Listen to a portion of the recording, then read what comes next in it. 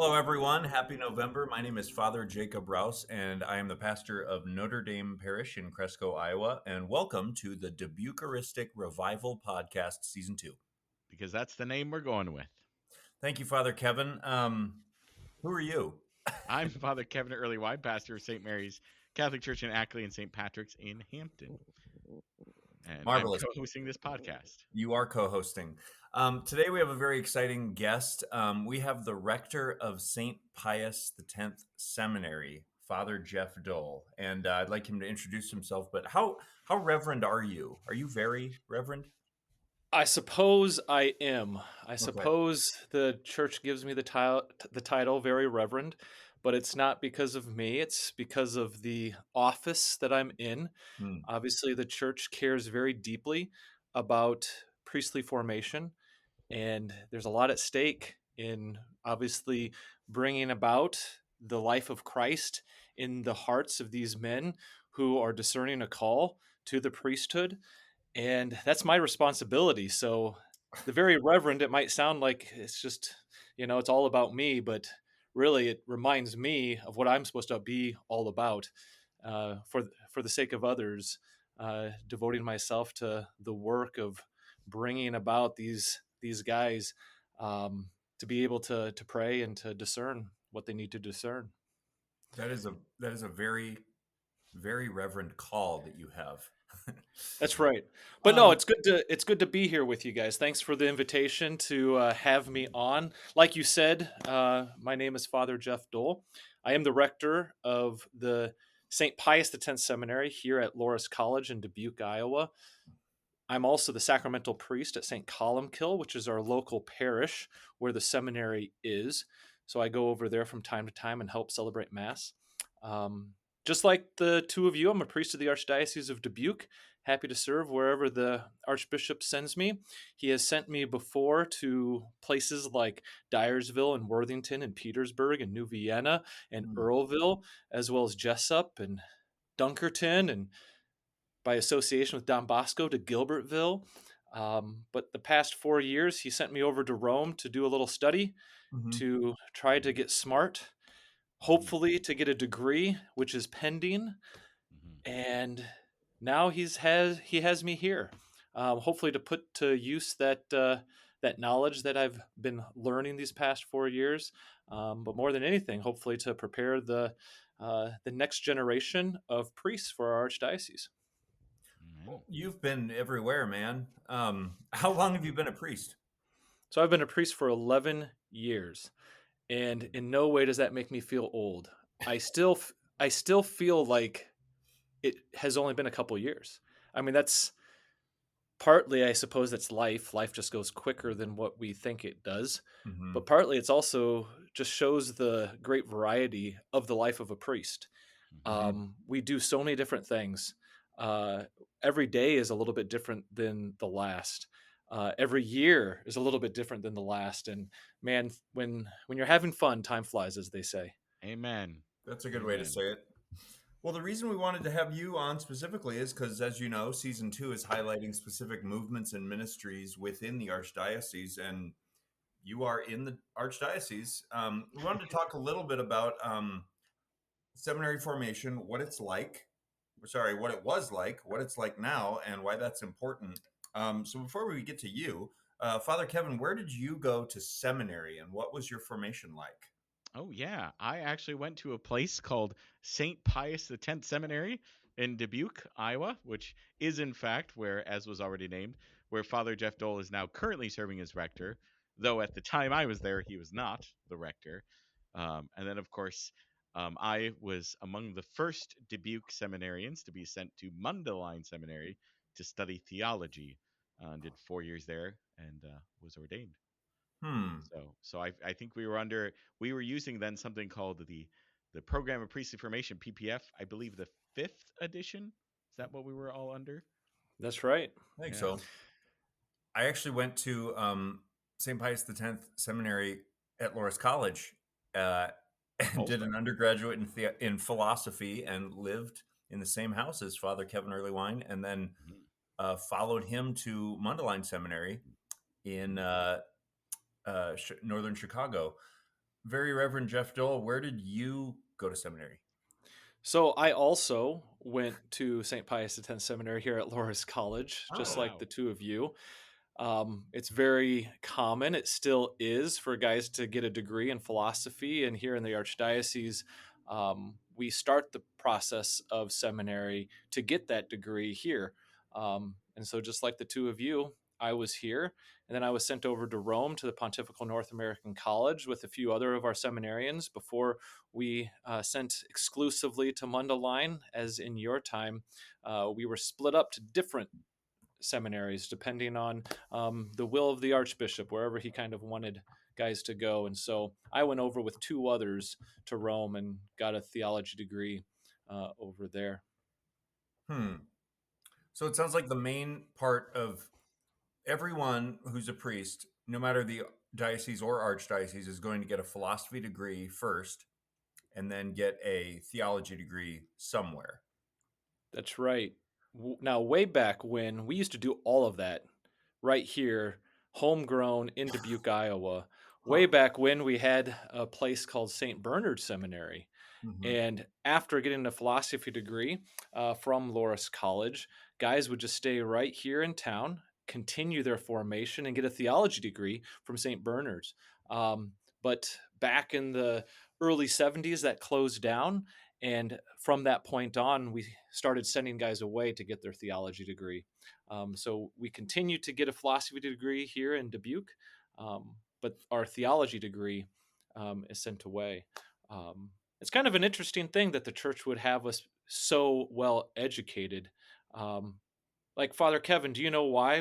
Why did you have to study philosophy and Descartes and Plato before learning about Jesus and the church and actually those priestly things that you do and you love and you're all about now?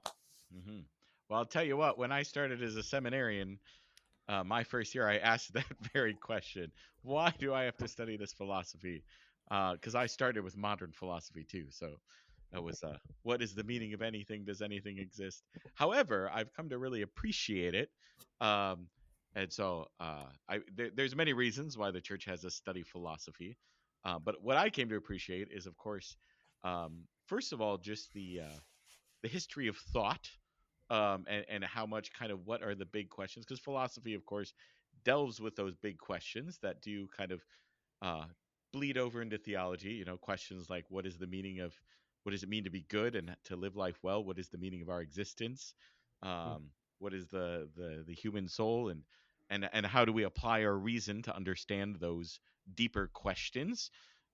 So those were all certainly um, questions. But a couple other things I came to really appreciate about it, more later when I was studying theology. One is just the skill of learning to kind of enter into kind of someone's worldview and thinking, and being able to kind of play that out to its kind of natural consequence. Because I found that is just a very practical pastoral thing, right? Because we get different thought patterns, or people have different ideas, and you kind of, and helping you understand the person and where they're coming from, you kind of have to enter into their framework of thinking and thought. And philosophy certainly cultivates that skill.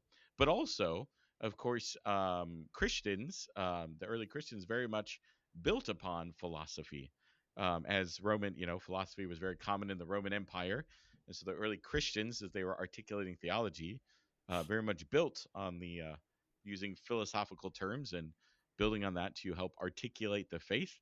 Um, they say theology is faith seeking understanding, and that philosophy was kind of priming the way to give a kind of mode of articulation to understand theology. And our great theologian giants like Saint Augustine and Saint Thomas Aquinas, who were very formative in our theology, drew very heavily upon the foundation of the philosophers like Plato and Aristotle.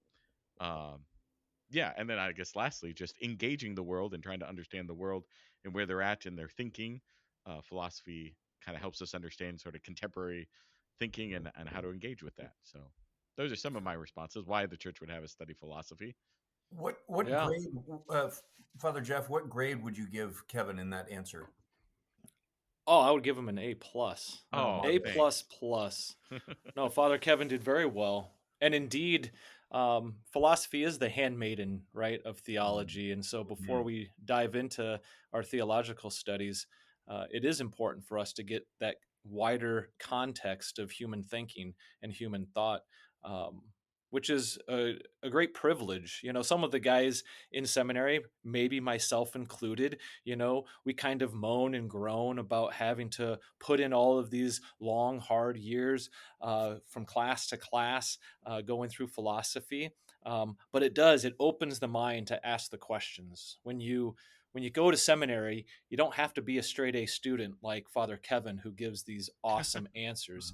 You you are asked, though, to apply yourself in such a way as to open your mind and open your heart to just a greater reality than just our little meager selves. Ultimately, we're opening ourselves up to receive the answer that is Jesus Christ. And that's a pretty big answer. So you really kind of have to open up that mind. You don't want just to give him a little bit of space. You want to give him a lot of bit of space to make a home in your heart. So yeah, philosophy continues to be and was a very important aspect of seminary prior to going off to theology. Yeah, I would definitely echo that as well. Maybe not as well spoken as Father Kevin, but learning everyone from the Catholic theologian philosophers to the famous atheist philosophers. I mean, people who you encounter in the parish may not exactly know who Immanuel Kant or David Hume were or was, but they are definitely influenced by their thought from morality to the existence of the divine.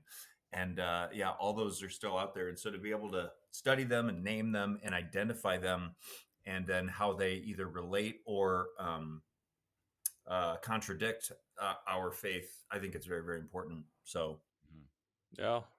Now, of course, Father Jacob, I'm going to put you on the spot now, since Father Kevin did such a great job of answering a question. See if you get an A this time. Yeah, we'll see if you get an A plus plus. So, learning philosophy, learning theology, going to class, that's just one pillar, shall we say, upon which the whole experience of being formed for the priesthood, the whole experience of seminary is all about. There are others. It's not just about class or philosophy. Can you name, in addition to the intellectual pillar, the other three pillars upon which your formation stood? the ship. Yes, yes, the mighty ship that sails through formation. The intellectual, which we've named, the spiritual, the pastoral, and then the human formation.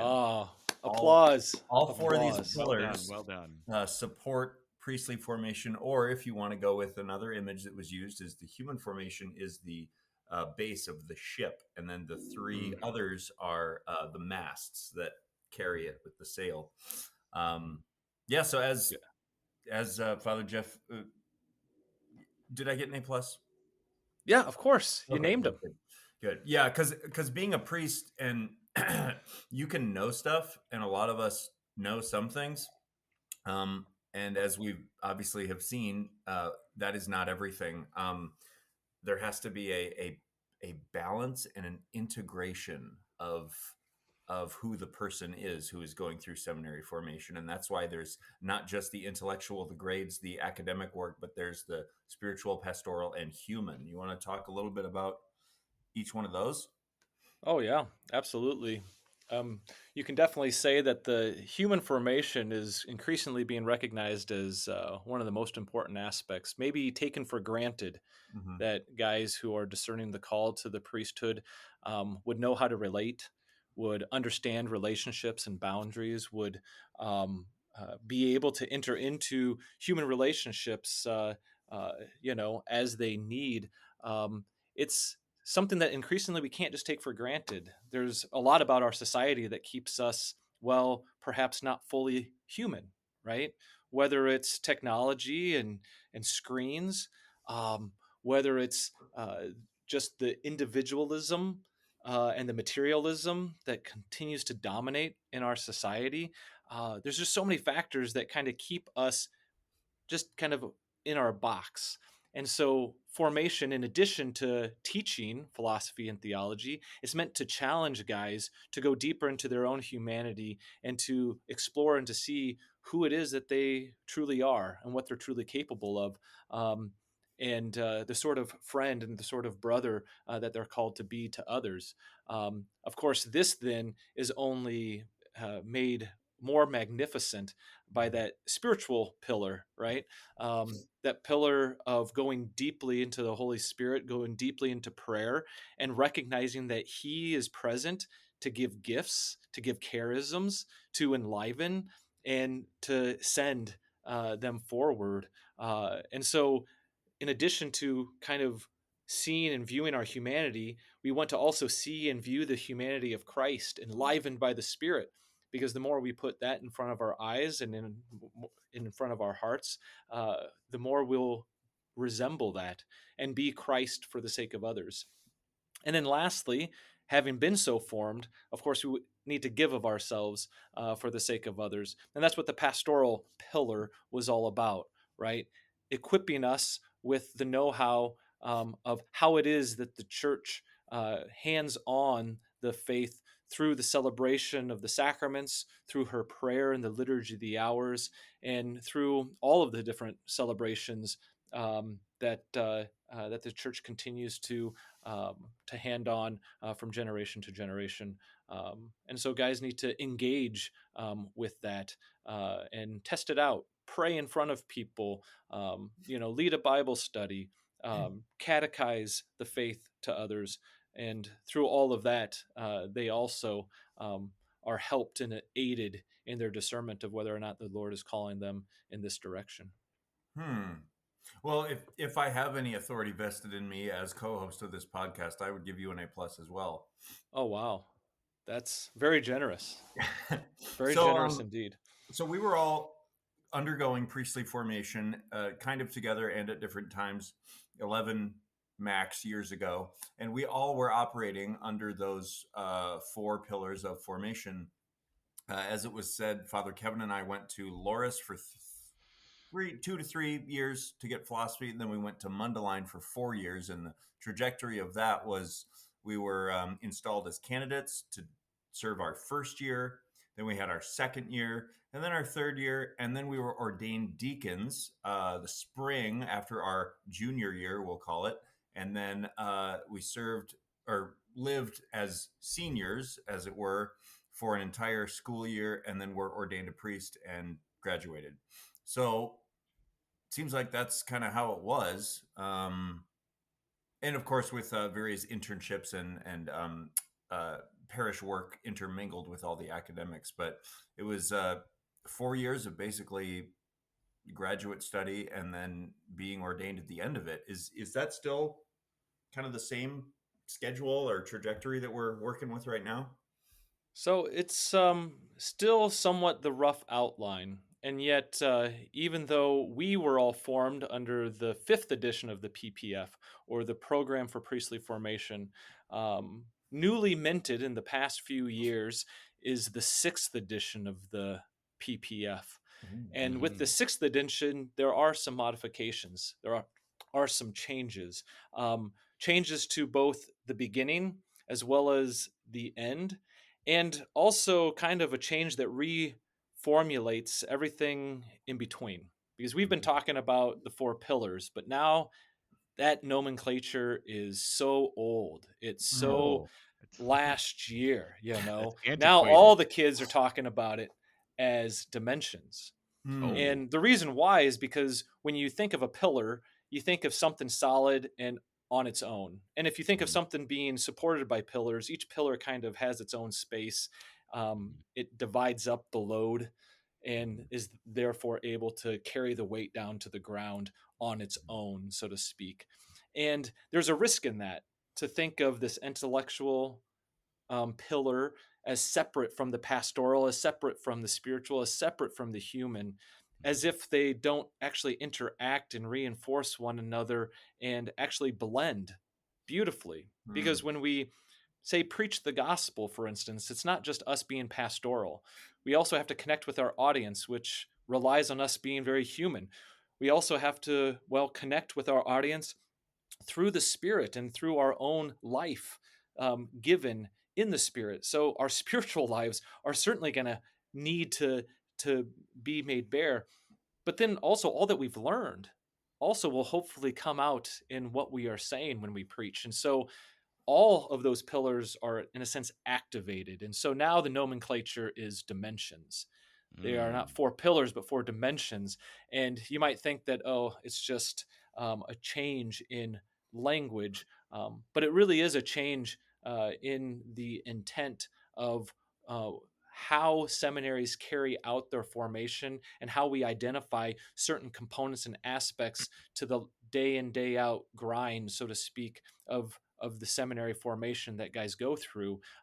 It's to be able to see and to experience how all of these things play into a well-rounded individual who will hopefully be ordained one day. So that's one of the big changes. Now, fathers, you spent how many years here at Loras for your philosophy degree? 2-3 years, something like that? Yeah, 2 years for me. Because I was on the Father Kevin accelerated plan as well. I was only here for 2 years, and it was somewhere between 2 or 4 years once upon a time. And now there's a recognition that because guys who are discerning are coming in to seminary with all sorts of questions, with all sorts of different experiences, with all sorts of different maybe obstacles that might prevent them or keep them from actually entering into formation and hearing the vocational call of the Lord in their heart, that there needs to be maybe a little bit more of an intention to give guys time to actually enter in.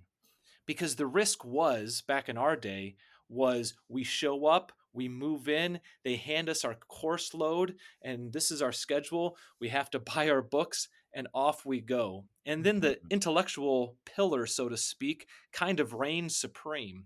And it was the thing that got all of our attention. And of course, neglecting the spiritual side of things, neglecting the human side of things, really kept us from maybe being able to fully benefit from all that seminary was going to have for us. And so now we have, get this, guys, get ready. If you or your listeners can spell this on the first try, you win my respect. We call it the Propaedeutic year. Propaedeutic. Wow. It means to prepare. It means to get ready. And the first year that men join seminary now is meant to be set aside apart from philosophy. In fact, they're not even supposed to necessarily engage with actual formal philosophy coursework. They're just meant to have some space to kind of get going, but really delve deeply into their spiritual lives, into Scripture, and into Christ communicating with them through various prayers and the experience of adoration and coming together and praying the rosary, doing Lectio Divina, that it's there, as well as a kind of a deep dive into what does it mean to be human? What does the Catholic Church teach about who we are as human?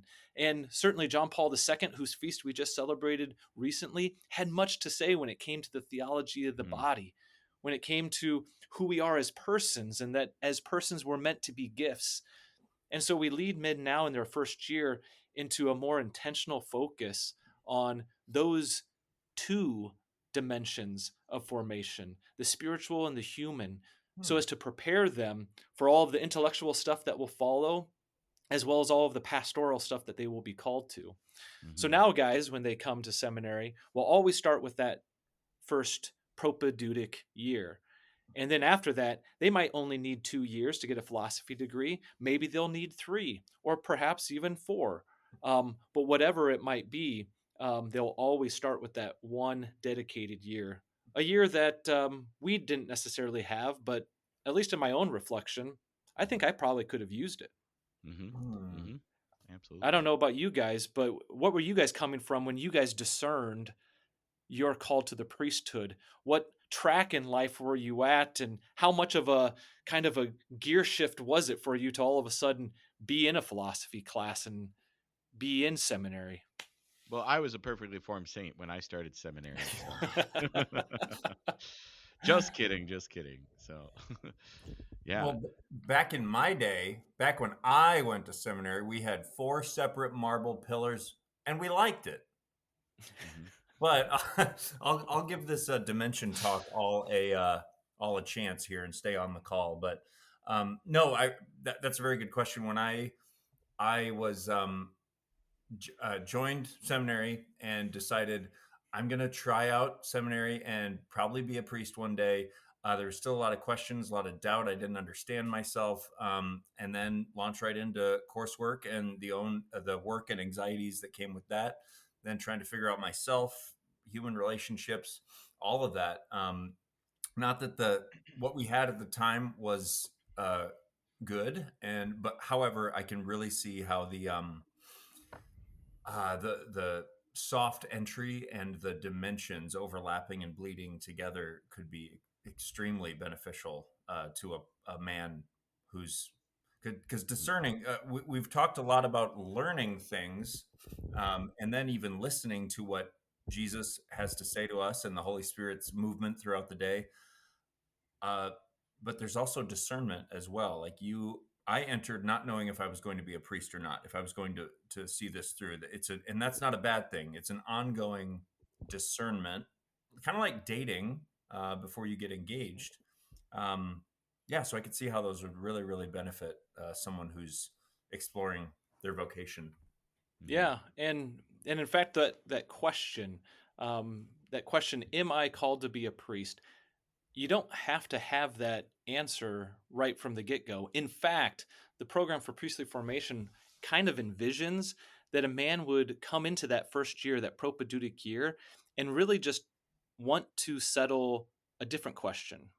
Of course, that question will be on their mind, but the real, more immediate question is, do I want to give myself to this relationship with the church as a seminarian, Hmm. as someone who is intentionally discerning, being set aside from the world and the worries of work and how to, meet the bills, whether it's water, electricity, or whatever, all of the different concerns in life. The church just wants men to first give themselves the permission to be able to be set aside from all of that and to have the space to discern, to understand. It's like, just like in a relationship, the first question, might not be the big question, right? The first question isn't, are we going to get married? The first question is, do I just want to date with this person? That's why you go on that first date. Mhm. And that's why you go into that first year of seminary. Do you want to actually be set aside in this world? Do you actually want to devote space to Christ and give yourself over to being formed and to being open to this call? That's the more immediate question. And that's what our seminarians have that first year in order to answer. Because after that first year, they can come back and say, you know what, this was really good for me, but I don't think that I'm called to be set apart like this. I don't think that this is where I need to be. I feel like the Lord he has something for me elsewhere. And that's great.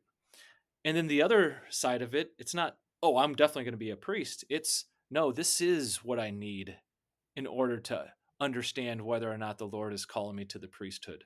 That question, the big question, is still open after their first year.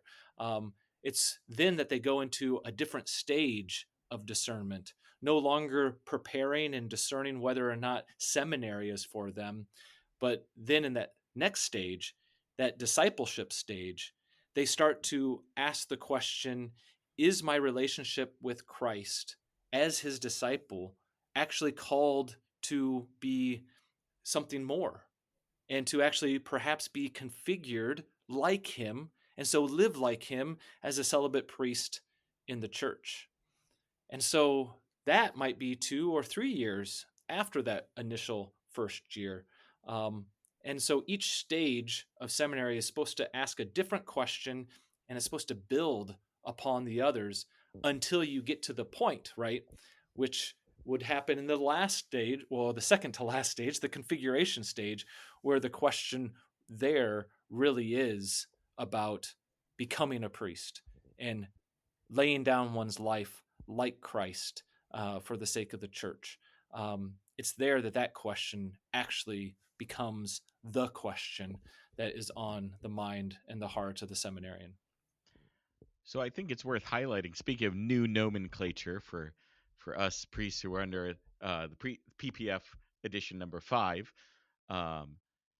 we essentially just conceive of the stages of philosophy and theology, right? 2 years of philosophy, 4 years of theology. There's deacon ordination in there, and then you're ordained a priest, right? And so what you're highlighting is, in addition to this Propaedeutic year, which is new, and I believe this is just the second year we've been doing it here in the Archdiocese of Dubuque. Ever, but I think it's very fantastic, by the way. But now it's not just conceiving, like you said, of these academic kind of divisions of you're studying philosophy, now you're studying theology, to the much more focused on where am I in the question of discerning Christ's call in my life. And so recapping them, you said Propaedeutic, then discipleship stage. Is that the next? That's right. Stage? And then what was the third stage?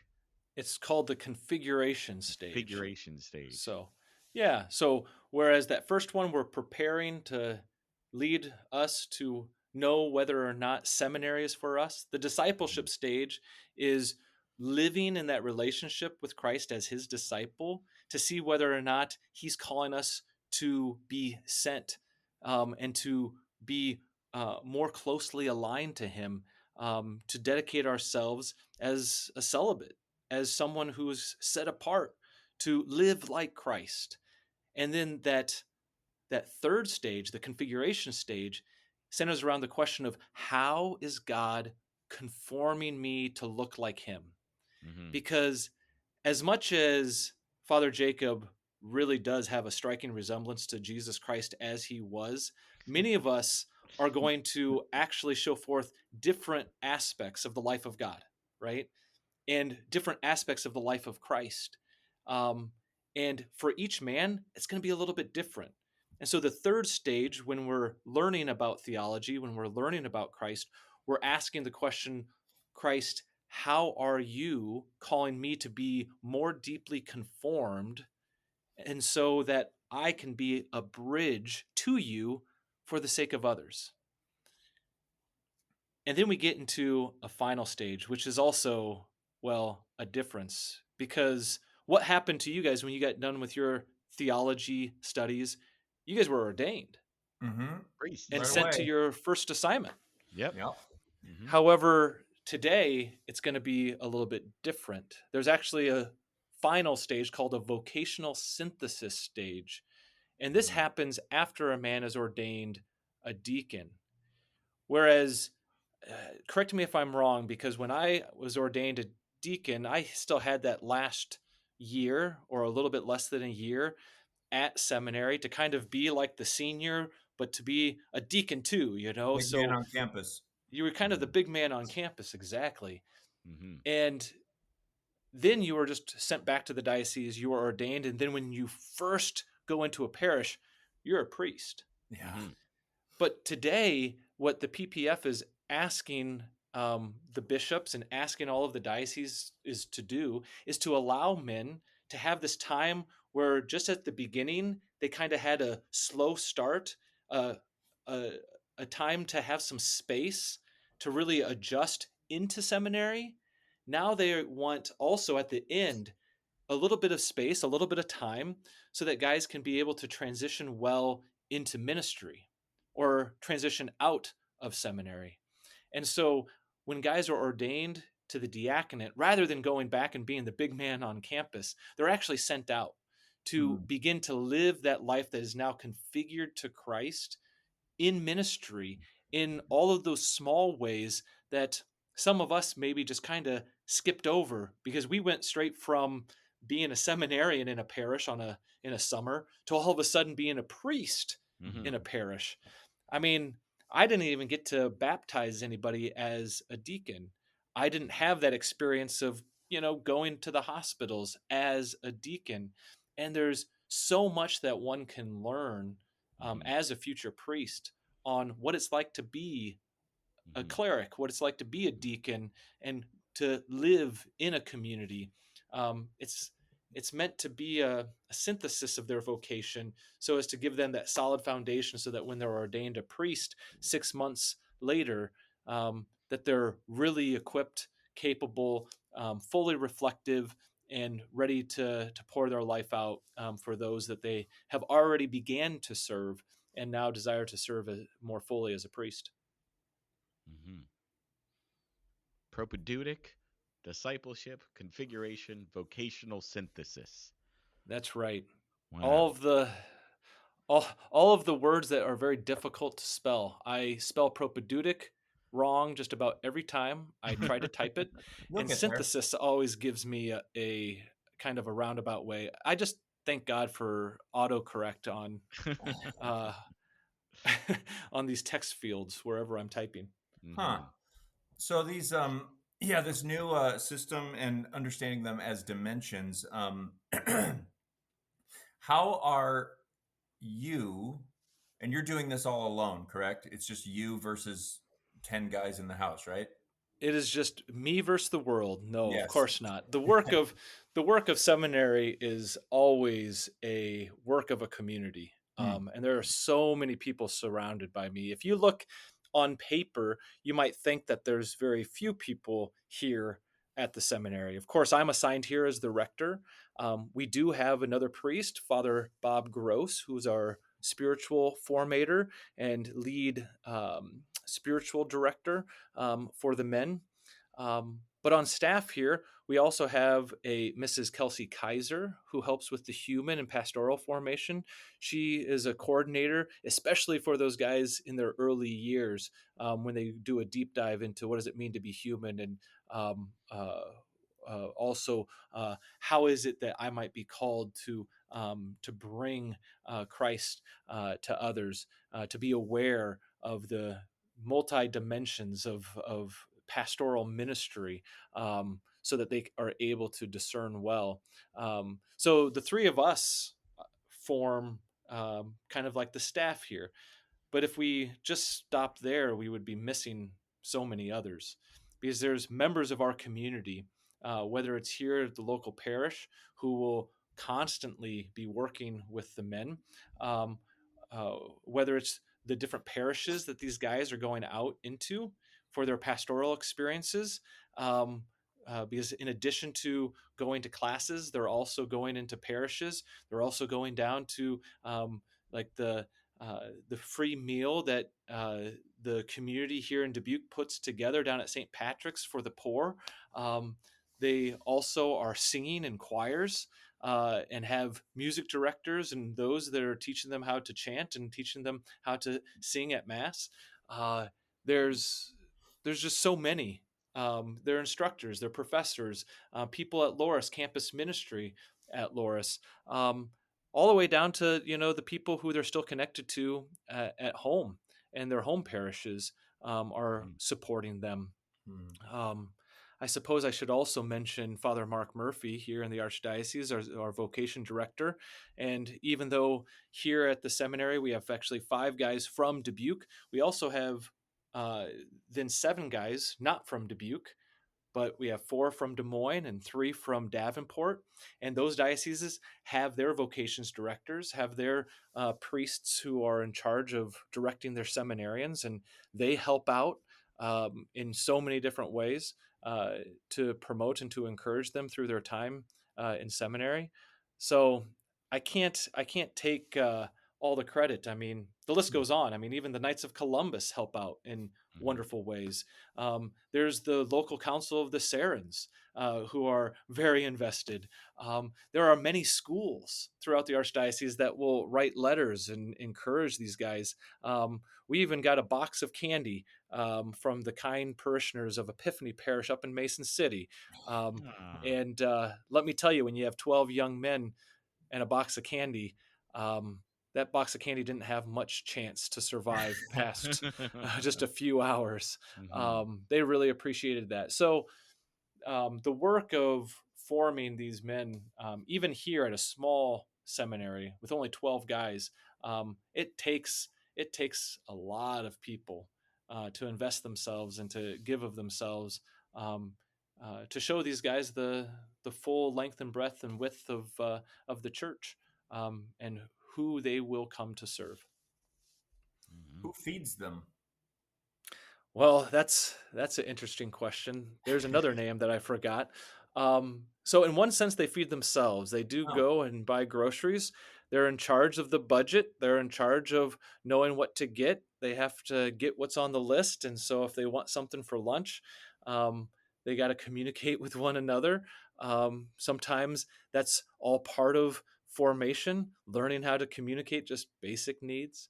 But they're only cooking for themselves on Monday and Thursday, as well as all of their different lunches. And then on the weekends, breakfast, even though we're all down there together, everyone's kind of making their own breakfast, whether it's cereal or eggs or toast. There is a kind soul who will come in once a week to cook for us. Her name's Marlene, and she provides some wonderful home cooking. It's one of the favorite nights for the guys, because it's kind of like our proverbial mother comes into the house, takes over in the kitchen, and just fills the whole Vienna house here with the aromas of gravy and meatloaf and everything else that just kind of says everything about home. But we also eat over at Loras. The Propaedeutic guys tonight will actually be out at what's the other seminary here in the Archdiocese of Dubuque, the Divine Word Seminary. Whereas we are a diocesan seminary, and so we're preparing men specifically for the diocesan priesthood or parish priesthood. The Divine Word Seminary out in Epworth is preparing men and women both for missionary work. And so the men there, some of them will just be brothers going off to serve in various parts of the world, to preach and proclaim the gospel. The sisters will do the same. And some of the men will then be ordained onto priests for the Divine Word congregation. And our guys will go out there and they get to experience the global church. And they're actually going to be eating out with them tonight, which they love because the food out there is also pretty good. Maybe not quite as good as Marlene's, but close. And just speaking of Divine Word, I know we as the Archdiocese, we experience much support for them besides them forming seminaries. We've had a number of international priests who have studied at Divine Word come from other countries, other dioceses to study English or study some other degrees, and then will serve in our diocese for a period before they return to their own diocese. So we have a good mutually beneficial relationship with Divine Word Seminary in Epworth. So just to plug in about that. Yeah, it's actually kind of funny. In my studies over in Rome, I would from time to time encounter a Divine Word missionary going to class at one of the universities in Rome. And when they would hear that I was from the United States, they were very eager to see if I knew where Epworth was. Do you know where Epworth is? And it just, I had to try to communicate to them how lucky they were to be talking to me because of all of the Americans. I do know where Epworth is, but that's not something that most Americans would know where that's at. In fact, there's a lot of there's a lot of people from Iowa that wouldn't know where Epworth is, and yet for the Divine Word missionaries, when they hear of America, they think of their seminary in America, which happens to be in Epworth. So they speak of Epworth as if it's like, New York, Los Angeles, Denver, and Epworth. Beautiful. You talked and gave a pretty detailed smattering of what a seminarian is going to do during this academic school year, from various meals to schoolwork to community. What do they do during the summers? Yeah, so I suppose it depends a little bit. That first year, that Propaedeutic year, is really meant to be a year. It's meant to be 12 months. And so Mhm. their summer is somewhat organized by the seminary itself. And so we have them as part of their pastoral experience of getting to know the diocese, traveling about from different parish to different parish, coming to understand what it means to live as someone who is sent by Christ. We have them participate in the Totus Tuus that we have here in the Archdiocese of Dubuque that sends college age kids as catechists into parishes to lead catechesis for children of all ages, all the way up into high school. And so that's what they do through their summer of that first year.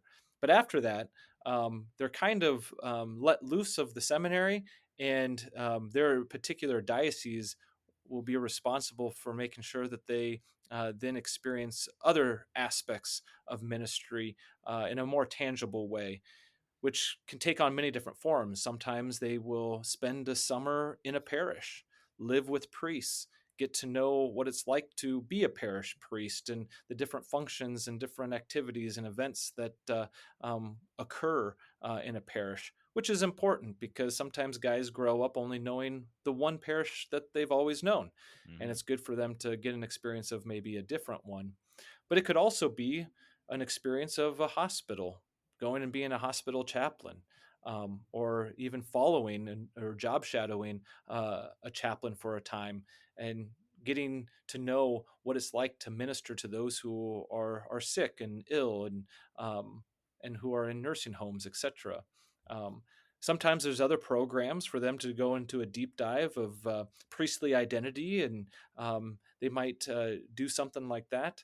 Or they might do like a Spanish immersion where they travel and they try to learn Spanish while being surrounded. But all of those experiences are meant to, uh, yeah, just give a more tangible experiences of the things that perhaps they wouldn't be able to do while they're taking classes. But the summertime will give them the availability and the freedom to do those things. Has it ever happened that a seminarian would either decide or discern that I think I'm going to step away from seminary and not complete formation, and then maybe spend some time in the outside world, or maybe in a religious order, and then come back to it? Has that ever happened before? Never. That hasn't happened on a day when Marlene cooks. Oh, okay. Um, but no, of course that happens, and that's actually a very normal aspect of seminary work, of seminary life. Guys discern in, guys discern out. Um, Guys will maybe not be ready at a particular time to really address the questions, or they might not yet be captivated to give themselves completely. And yet, just because that might be the season that they're in doesn't necessarily mean that things aren't going well or things are off. Just like a dating relationship.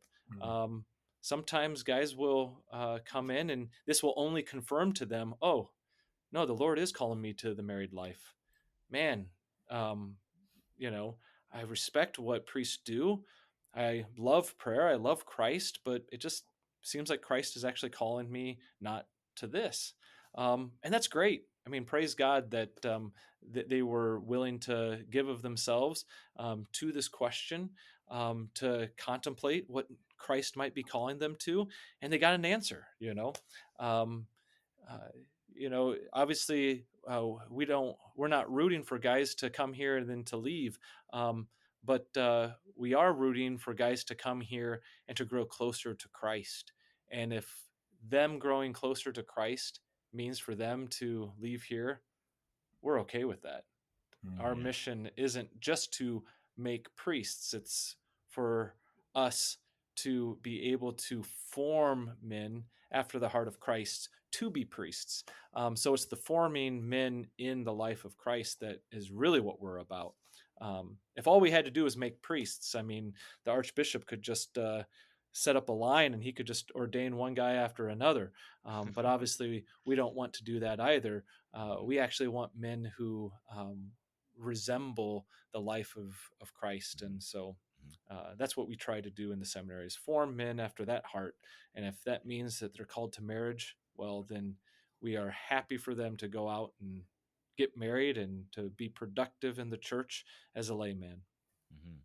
I remember when I was discerning joining seminary, that was one thing they talked about is you go to seminary to discern more fully. And and then you go and it's to learn how to listen to God's call, to cultivate a prayer life, to be a man after his own heart more fully.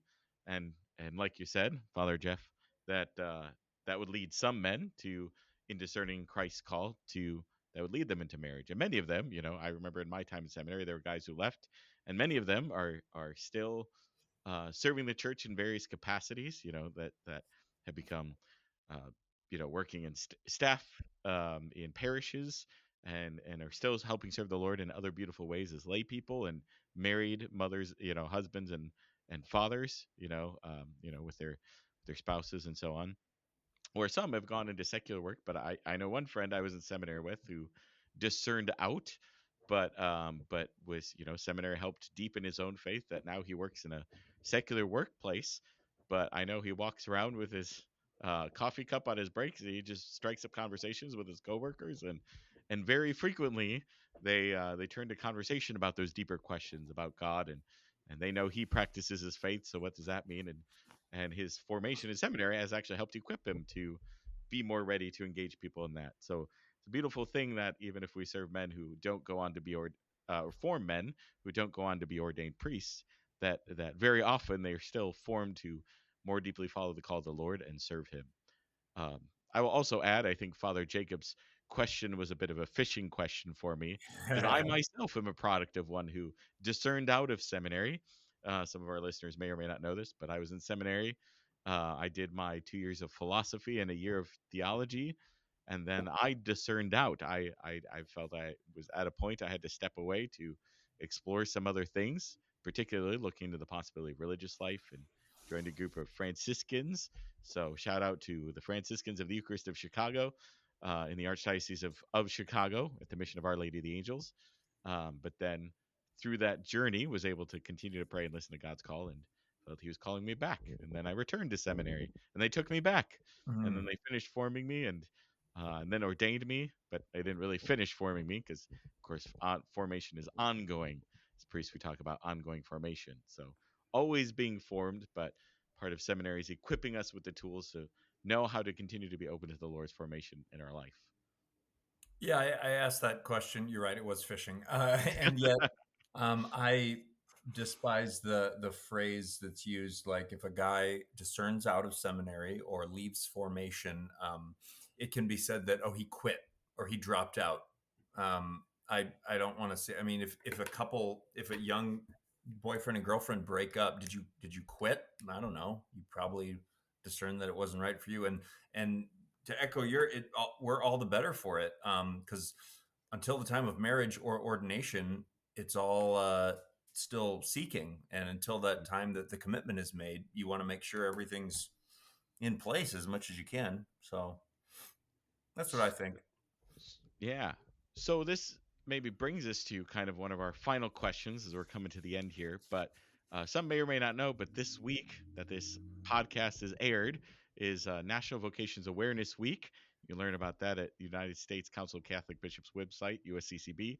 But this week is National Vocations Awareness Week, celebrated this week as an annual week-long celebration of the Catholic Church in the United States, dedicated to promoting vocations of the priesthood, diaconate, and consecrated life through prayer and education, and to renew our prayers and support for those who are considering one of those particular vocations. You So I memorize want to that. ask the question um, of how do we support seminarians, particularly those who are in seminary now, but also how do we invite, support, encourage, foster young men to discern a possibility of a call to priesthood, and I say this also knowing that we're in this journey in faith process in our archdiocese. And one of the surveys we did showed that a lot of people have never invited a young man to think about priesthood. I think over 80% answer that question for never had invited a young man to think about priesthood. So, so maybe to kind of close out here, just how can we pray for and support our seminarians, but also how can we maybe foster, encourage other young men to consider the possibility of vocation to the priesthood? Yeah, and that's a good question. And indeed, certainly, I mean, there's like those hard ways of being able to support the seminary. So it does take resources. It takes you know f- the finances to be able to have a house like this and to support them and to send them to education. And so you can always give monetarily to the Archdiocese of Dubuque in support of its seminarians and its seminary to make sure that has a happy and long-term future. There's also the prayers that you can say each and every day. Prayer does matter. You could send cards. Guys here love to hear from parishes and from people, and an encouraging word can really sometimes mean a lot to these guys.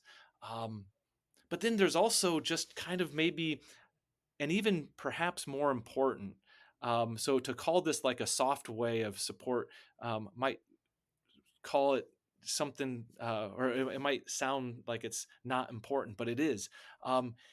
Whatever you can do to make discerning a call to the priesthood not weird, right? When someone says, "Hey, I'm thinking about the priesthood," it's like, "What? Really? The priesthood? Why?" You know, and sometimes we can react and we can establish an environment where discerning a call to the priesthood or going over to the seminary or even being a seminarian is kind of like this weird thing. And yet, really, it's not that weird. It's just desiring to follow the call of Christ in your life. Isn't that something that should be normal? Isn't that something that everyone should be wanting to do? And that a young man would actually be thinking about becoming a priest should be encouraged and supported just by virtue of us seeing and experiencing that as a good thing, as a normal thing. You know, when a third grader says, "I really like to serve Mass," if our reaction is, "What, serve Mass? Why not just go play football? Just be a normal boy and go like to play football." We're setting ourselves up for a kind of uh, uh, disaster, so to speak, because we're making something that should be a good thing and perceived as a good thing into something that it's not. So I think, fostering the sense that seminary is on the table. It is an option. It is something that is normal for a young Catholic man to have a period in his life to actually think about it. In fact, I would say if we are a young Catholic man, we should think about it. We should think about the priesthood. We should think about married life. We should think about consecrated life. And until we can see and experience each of those vocations as a good thing, we really haven't given them their full opportunity to convict our heart. And if we recognize those things all as good things, we will only be better in whichever one we're called to for that, because we'll actually see it how it um, is interacts with one another and see how it is in light of the whole plan that God has for us. So I think that's the big thing, you know. Uh, Make it a normal thing for guys to consider the seminary and the priesthood. And even just know that we have a seminary. A lot of people don't know that we have a seminary at Loras College called St. Pius X. Sometimes they just think that guys just go off somewhere else and become a priest, and then they come back and they're older and wiser and they look more tired. But no, we have seminarians right here in Dubuque. They're sent out into our parishes each and every summer. This is a normal part of the life of the church. So let's make sure that it's even more prevalent moving forward.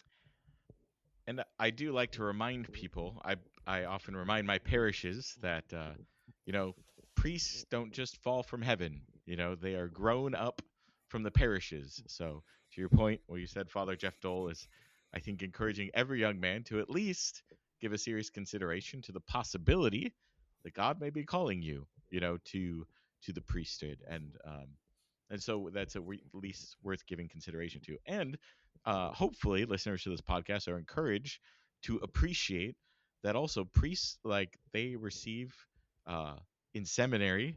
It's a very thorough and holistic formation. Um, that I think really sets them up to live well in life in general, but particularly in serving the Lord.